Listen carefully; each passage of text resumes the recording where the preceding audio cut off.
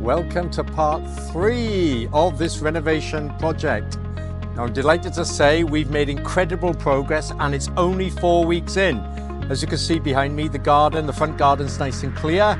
We've got rid of all the rubble. So what I'm going to do is take you inside and show you the progress so that you can see exactly what we do and how we do it. So as we come in, this is the porch area. What we've done is we've boarded all of the porch up. We've patched up everything after we've removed all of the internal walls, and we've created a nice new doorway opening here that leads from the porch into the open plan lounge. Now everybody's been working incredibly hard, which is why we've made so much progress within the last 4 weeks. So everybody's got the day off today, which is why it's nice and quiet. There's no activity going on, and I'm able to give you a nice good update. So like I said, we've increased the size of the porch. I mentioned we were going to do that in the previous video because having a nice sort of large porch will enable when people come in to be able to take their coats off comfortably. Maybe if they've got a pram or shopping, they can come in without having to struggle getting everything in the door. Now, a good tip, if you are constructing a new porch coming into the property, is to make the door opening as wide as possible. And the reason for that is because, remember, people coming in and out of the house will have, they'll have belongings, they'll have their coats, they'll have a pram, they might have furniture when they're moving in and so on. So it's always handy to make the door openings, particularly on the ground floor, as wide as possible. Now, what we've also done is we haven't boarded above the doorway because we want to put some nice glass in there to enable more light to come in from the front entrance into the open plan lounge. So what point have we reached? Well, I'm just going to explain what we've done, how we've done it, and why we've done it, so that you can get an insight as to exactly what we do. So you might remember on the previous video, we installed this new steel beam, as you can see up here. Okay. Now that beam, we had to have the size calculated and the pad stones by an engineer. And then we had to get a building control officer out to come and inspect it to make sure that it was the right size and we'd installed it correctly. Now, one of the things when you install steel within a property is you have to then protect it from fire. Now that might sound a bit crazy. You think, well, hang about, steel won't melt in a fire, surely. And you're probably right. However, what will happen with steel if it does become intensely hot is it can buckle and warp and it can cause distortion and so on. That could then possibly cause the upper floor to collapse. So what you have to do is you have to fire protect the steel beam, and you could do that in one or two ways. You can either buy fireproof plasterboards, which normally come in pink. They're pink in color, okay? And you can clad all the steel beam with that. Or if you don't want to buy fireproof plasterboards, you can just double board the steel beam using standard plasterboards. So that means you clad it once with plasterboard and then you clad it again. I know it might sound a bit crazy, but that is another way around it. Good tip there for you. Now, what we've also done in the lounge is we've created a basic frame of where the fireplace is going to go. Okay. Now, this frame we're going to turn into a nice fireplace. There'll be an inbuilt electric real flame effect or live flame effect fire. So what I intend to do as well, I intend to put a nice oak mantelpiece on top, and then the wall around the fireplace we're probably going to clad with some nice decorative cladding and really make it nice, contemporary but modern, if that makes sense. Because what I'd like to do is match up with some of this cladding that I mentioned we've got still around the rest of the lounge, particularly on the staircase and some of the the paneling around the windows. And what we've also done over the last week or so is we've patched up and made good all of the things that we came across that caused issues. We removed all the skirtings, all the architraves, and as you can see, we've cemented them up. Now, some people, they wouldn't actually do that. They wouldn't use cement. They would maybe install some plasterboards and then just allow the plasters to plaster over it. But to be honest with you, what I prefer to do is I like to cement them all up, create a nice rock solid sub base for the new skirtings to then be fixed to. And as you can see, we've patched up various places where the plaster was quite loose. The first fix, electrics and plumbing, have now been completed. And I always insist that the plumbing is always concealed. So where we're going to have radiators, for example, there's one radiator going to go down here. You can see the pipe sticking out the wall here. So basically what I've had to do is I've had to design the size of the radiators and decide exactly where they're going to go. And that is absolutely critical, because not only do I give the plumber the radiator sizes, I actually give him the dimension between the pipe centers so that he can then accurately install the pipework within the walls, so there's hardly any showing. So when he comes to connect the radiators, all he has to do is literally hang them, cut the pipes and connect them. So there's hardly any pipework showing. And then when he's installed all the pipework, we've then cemented over the chases so that everything is concealed. And this is really important if you want to make sure that no pipework or electrics are showing.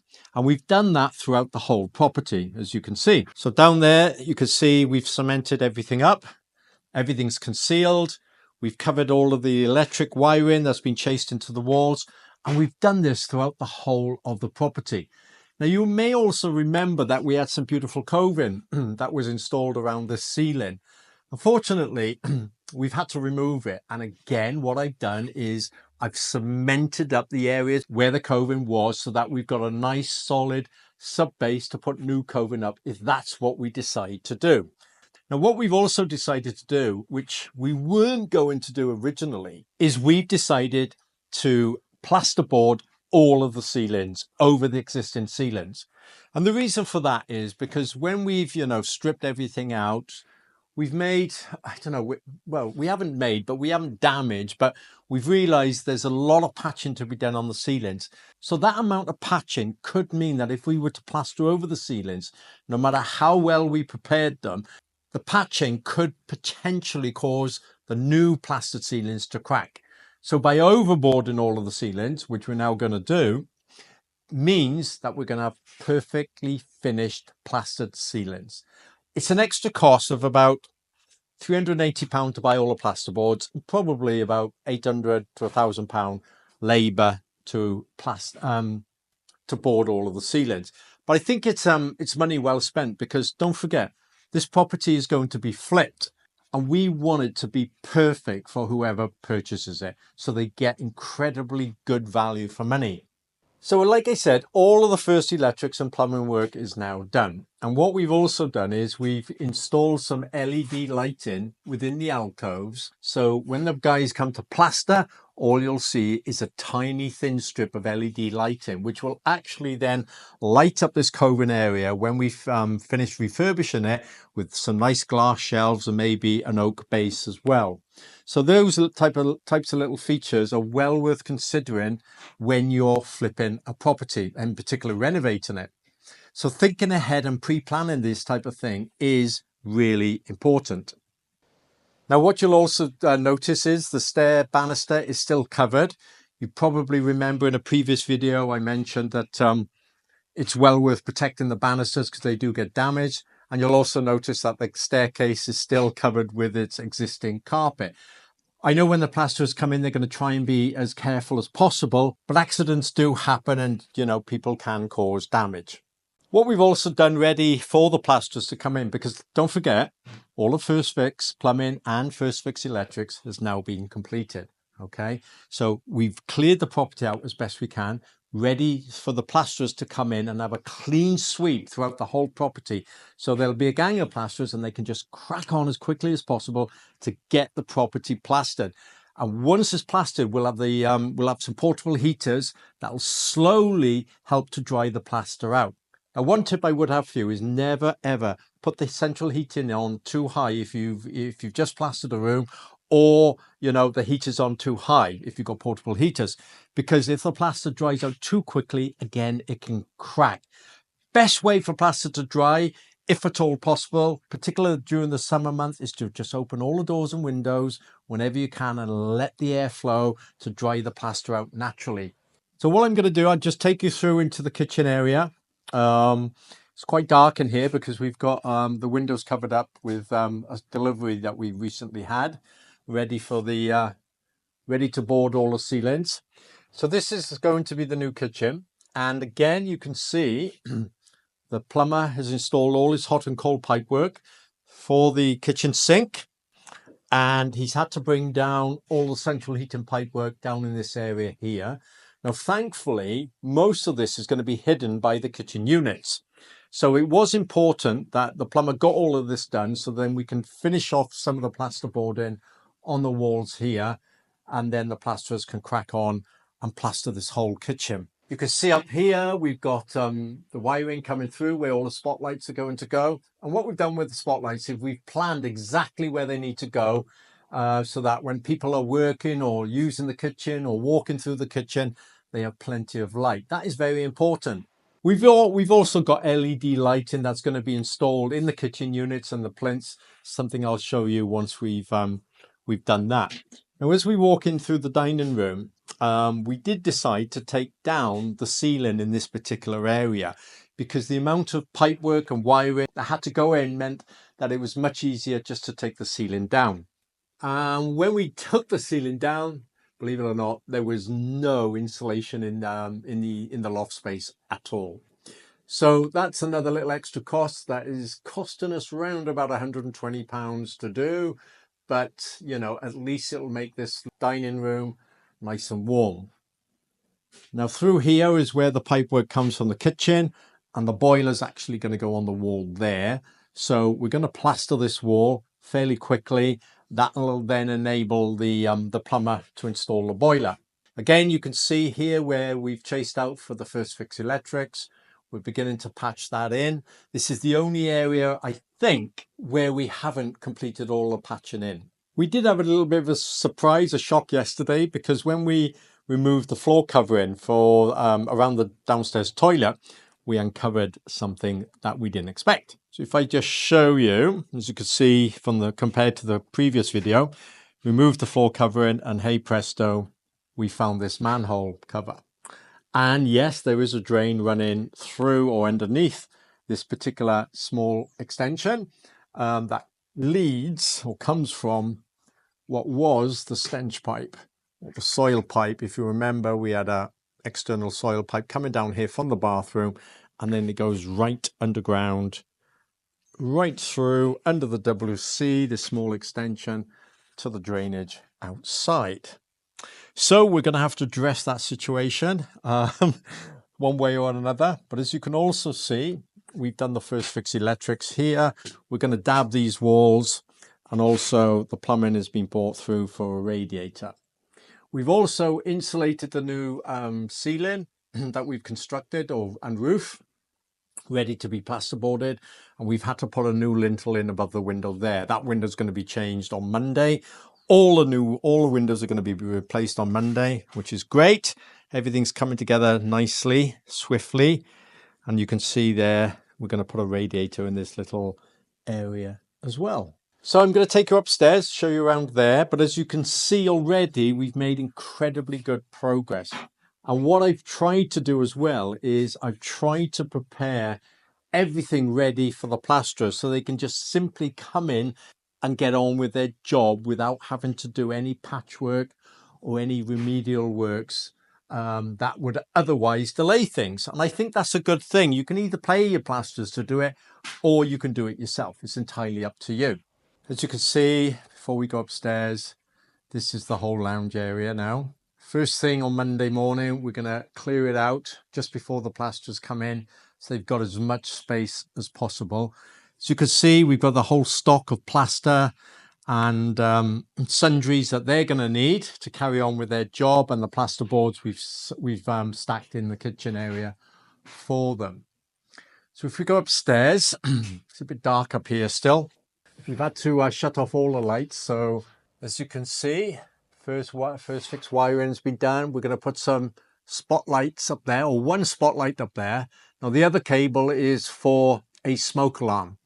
Remember, to comply with electrical regulations, when you're upgrading any electrics now in a house, you have to have smoke alarms carbon monoxide alarm if you've got any gas appliances, and so on, and of course fire alarms. We haven't quite knocked out or completed the new window opening there. You may remember from the previous video, that's what we were going to do.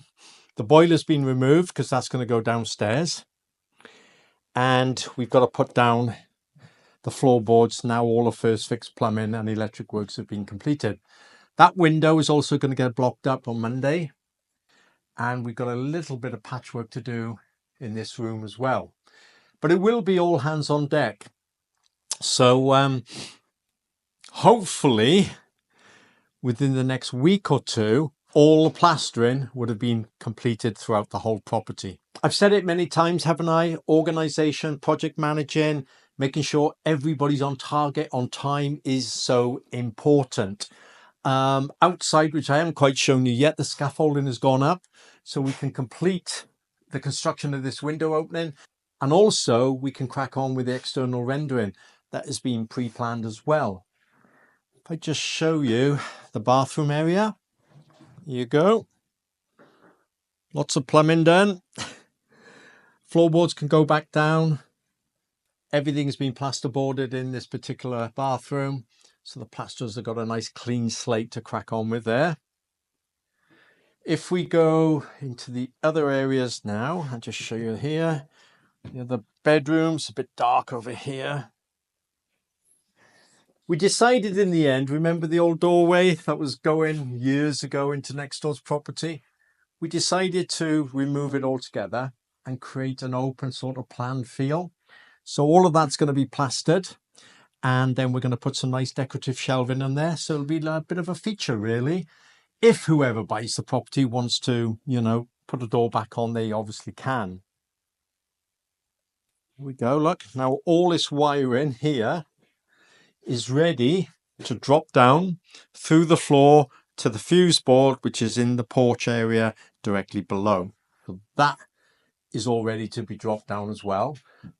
Monday, as I say, all the windows are going to be changed, and then we'll be able to put the windowsills in, and the plasterers will be able to plaster to the windowsills nice and neatly. So everything will have nice clean joins and corners and so on. You can see everything's patched up. The radiators upstairs, or the pipework for the radiators upstairs, have been positioned again with the right distance between them so they can pop straight into the radiator valves once the radiators have been hung. And as you can see, even upstairs, we've cemented all the areas where the skirtings were. So everything now is rock solid and ready to be grip bonded and plastered over. This is the smallest bedroom. If we go into the other double bedroom, which is here, again, you can see everything's patched up. We're going to put TVs on the walls here. All the socket areas been patched up. Skirtings have been cemented up. Each room we've positioned exactly where we feel a TV will go in comparison to where the bed is likely to go. So the double bed is likely to go over this wall opposite where the TV is going to go. And we've positioned the radiators a little bit offset so that basically when the door opens, the radiator will be behind the door, because behind the door is wasted space.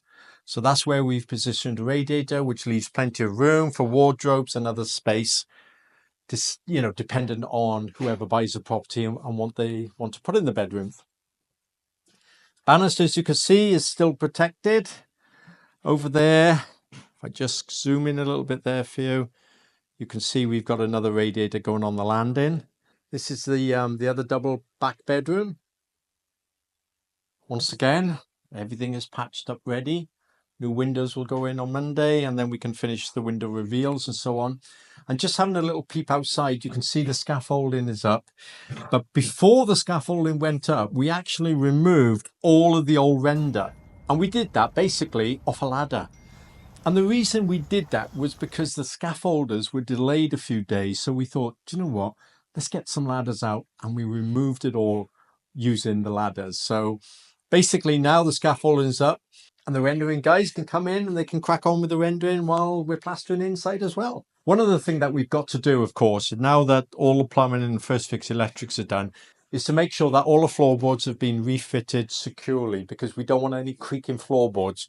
One of my pet hates, when you go into houses and they've got carpets down and so on, is you've got a creaky floorboard. So I'm a bit OCD with making sure that everything is screwed down properly.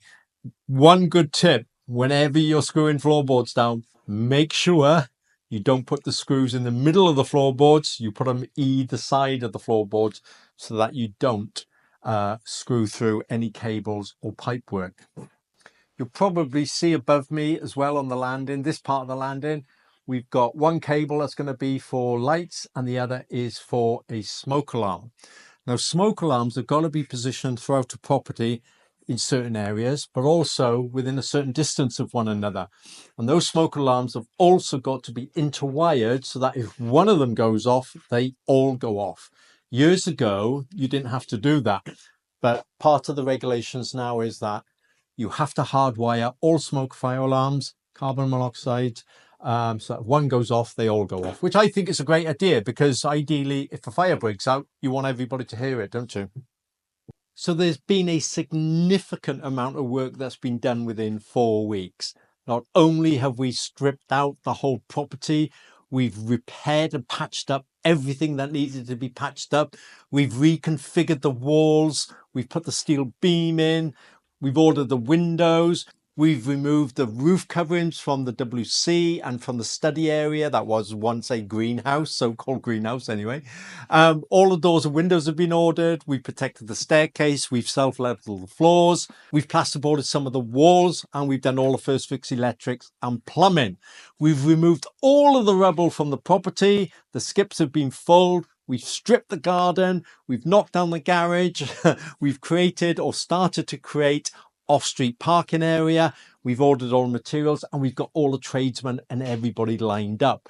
We're well on target, and this is partly because of the amount of time and effort that we put into the pre-planning of this project. But don't get me wrong, we've uncovered a few little things that we didn't account for. We've discovered the manhole is in a place where we didn't want it to be. We've decided we've had to, plasterboard all of the ceilings to avoid any cracks and so on coming through. So there are some extra costs, all of which I'm going to reveal shortly. But all in all, like I said, I am really pleased with the progress. Everybody's worked so hard to get where we are today, which is great news, because at the end of the day, I keep saying it, time is money, isn't it? What I'm going to do, I'm going to take you outside and just show you exactly what we've done there.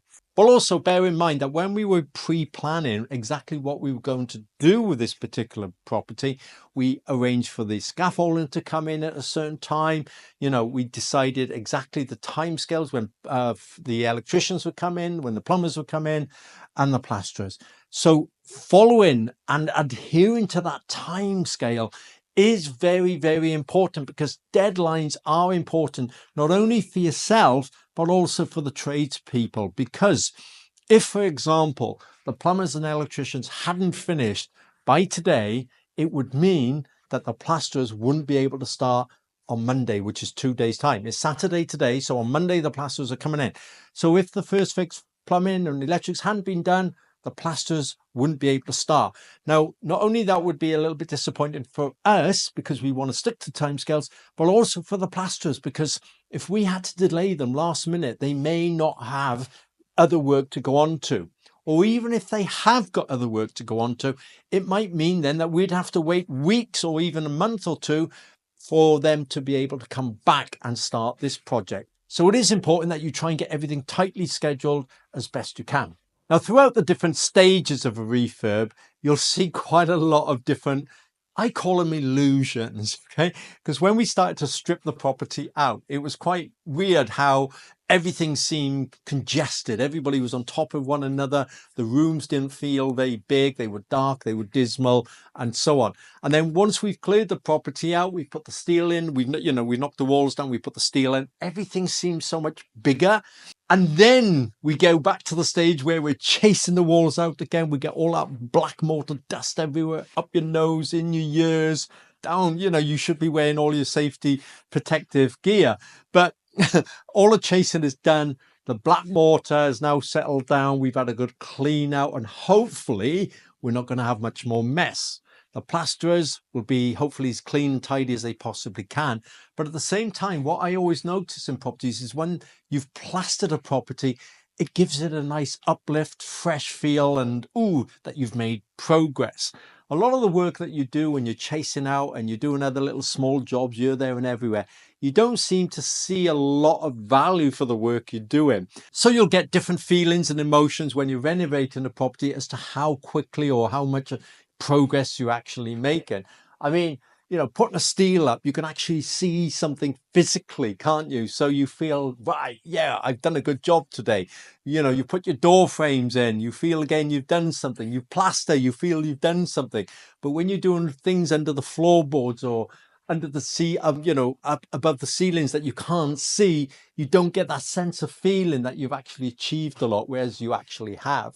So it's well worth bearing that in mind, honestly. So as you can see behind me, the scaffolding's up. That's the study area that we put a new roof on and we've constructed. Now, one of the things that you need to also consider when you're having scaffolding put up is what work you're actually going to do when the scaffolding's up. Now, for us, the main reason why the scaffolding's up is so that we can re-render all of the rear end of this property. However, when scaffolding is up, it can also prevent you from doing various types of work. Now, what do I mean by that? Well, for example, for this particular area, the guys have had to install the scaffolding on top of the new roof construction there. Now, that is preventing us from putting the new roof covering on that particular flat roof. Now, you might say, well, why didn't you put the new roof covering on to begin with or before they erected the scaffolding? The reason being is because I prefer not to in case it gets damaged. And don't forget, in that particular area, on that particular roof, we're installing a skylight. So the question is it worth the risk of installing the skylight, putting the new roof covering on, when you know there's scaffolding that's going to go on and you're hacking off all the render? Because it doesn't take much to have that little accident whereby if the skylight was installed, it could smash, or the new roof covering could be torn, damaged, whatever.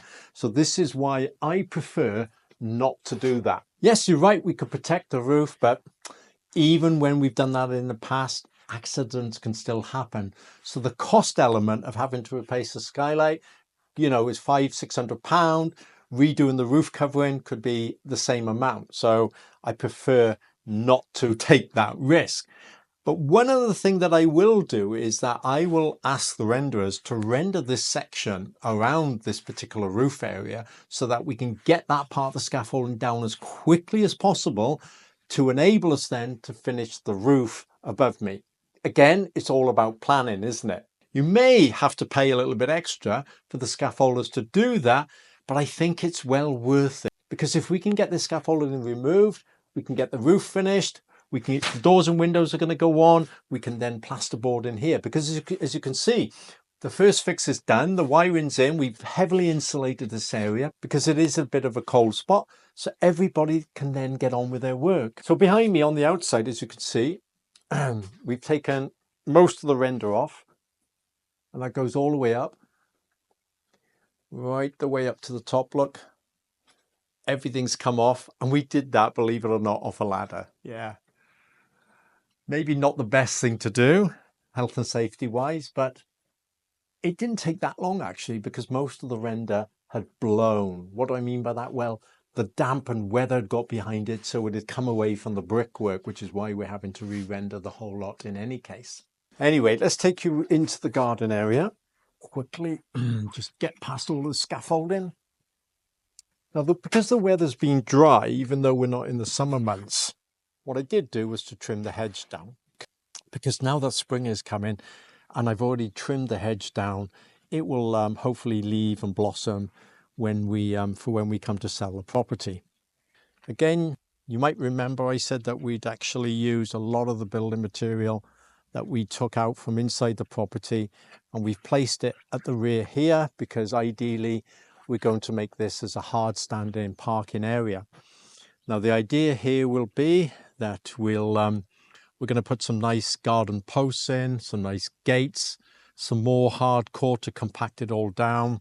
We're going to build a nice little dwarf wall in this area and some steps. You can also see that we've installed some drainage here ready to install a gully for when we construct the steps. You can see all the scaffoldings up, which is absolutely great. That'll enable us to remove the remaining render up this area here. Now the render on this part here is actually rock solid, so we're not going to remove it. We're going to unibond that, grip bond it, and be able to render over it. Now next door, we've had permission to erect scaffolding there because we've removed all the render on that side of our property as well. Because that side of the extension was where most of the weather had destroyed the existing render and there was a lot of damp coming in. So the neighbour was very kind to allow us to put the scaffolding up. So not only are we able, because the weather's dry, get on with external works, but we're also able to get on with the works inside. So it's a double whammy for us, which is why I think we're making so much progress. And the idea is we're going to re-slab all of this area with nice modern slabs. We're also going to slab the steps here and the area between the extension, the rear study and next door's property. So when we come to actually finish the rendering on the property and decorate it, it's going to be nice, fresh, bright and modern. All this area is going to be slabbed as well. The study wall is going to be rendered and it's going to be nice and bright. It's going to make a massive difference.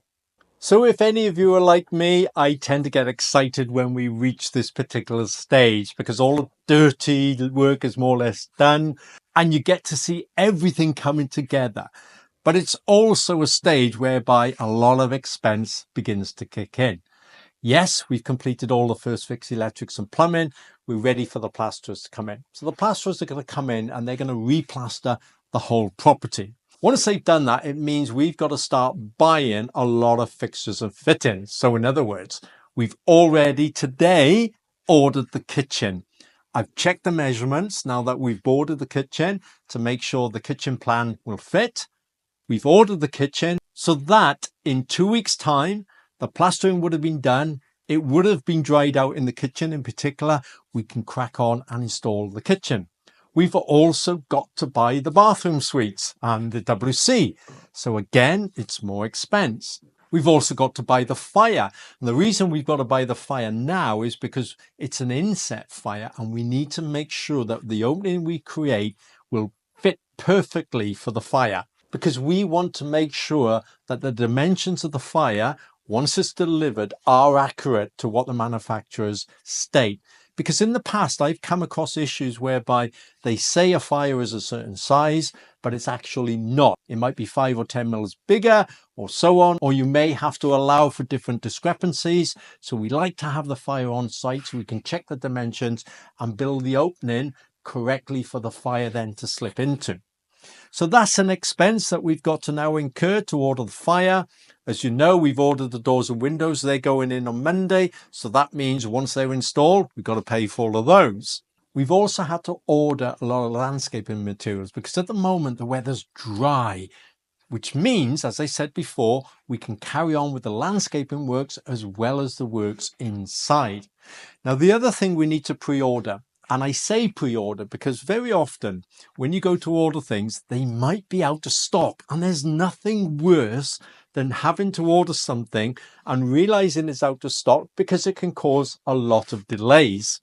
So I am now in the process of ordering. I've just measured, double checked and measured all the internal door openings, and I'm ready now to source and make sure we can get all the doors, the skirtings, the architraves and everything ready for delivery so that as soon as the plastering is done, we can start doing the second fix carpentry. And of course, the second fix plumbing and the second fix electrics, which is why you need everything on site. And this is where the expense really is. So what is the next stage? Well, like I said, I've got to order lots of internal fixtures and fittings, the kitchen, the bathroom suite, tiles, okay, internal doors, skirtings, architraves, lighting, because don't forget, we're now going to enter the stage of second fix. This is where the electricians will fit all of the sockets, all of the switches, all of the lights. The plumbers will fit all of the radiators, the boiler, the bathroom suite, the kitchen sink, the dishwasher. Lots and lots of work to be done. exciting, isn't it? And that is all down to hard work, careful planning. The other thing that we also in the process of doing is color schemes. What color are we going to paint this house? What color are the walls going to be? What color the ceiling's going to be? The skirtings? What color was the kitchen? Everything needs to be coordinated. And of course, not forgetting, what type of floor finishes are we going to put down? Is it going to be LVT? Is it going to be carpets? Is it going to be a mixture of both? Is it going to be tiles, laminate flooring, wood flooring? Lots of decisions to make. But also, don't forget what is really important is cost. We want to stay within budget. Already we're spending a little bit more maybe than what we anticipated, and that is because we want to create luxury. We want to create high-end value for this property. And why? Because we're flipping it. Now, if your strategy was to rent this property out, then yes, maybe we wouldn't be buying such nice high-end fixtures and fittings. That is why deciding on the strategy that you're going to go into whenever you invest in a property and buy a property like this, you get it right from day one. Now, like I said, we're going to flip this property, but let's just say that we couldn't flip it. Okay, it means we would rent it. But that would also mean because we've renovated it to such a high standard, we could probably get above average rent for this property as well. Food for thought, eh? So in my next video, I'm going to be showing you the plastering works, how that's getting on, and also the other bits of work that we're able to do in and around whilst the plastering is going on, whilst the windows are being installed, and also what we can do outside if the weather's good as well. Now, you may remember that we took out a number of walls here to make the lounge an open plan. It also feels a lot bigger. There's a lot more light here, feels more airy. Definitely something that needed to be done. For me, in every renovation project, it's important that we create focal points. So from the minute somebody pulls up outside the house, they can look at it and get the feel, wow, this looks lovely. First impressions always count. Then when they come into the property, I want people to walk into this lounge and think, wow, this is stunning. This is gorgeous. This is big. This is airy. And the same with the kitchen. When they walk into the kitchen, I want them to fall in love with it. So it is important that you try and get the colors and the style and everything that's going to appeal to the majority of people rather than just the minority. Because don't forget, we're flipping this property and we want it to sell quickly so that people will feel it's going to be a beautiful family home that is right for them. My name is Roy Derrick, and if you haven't already seen some of my previous video series on this renovation project, I suggest you go back and have a little look at them. If you haven't already subscribed to this channel, please do, because this renovation project is one that you don't want to miss, because we reveal everything, and I mean everything that goes on during a renovation project.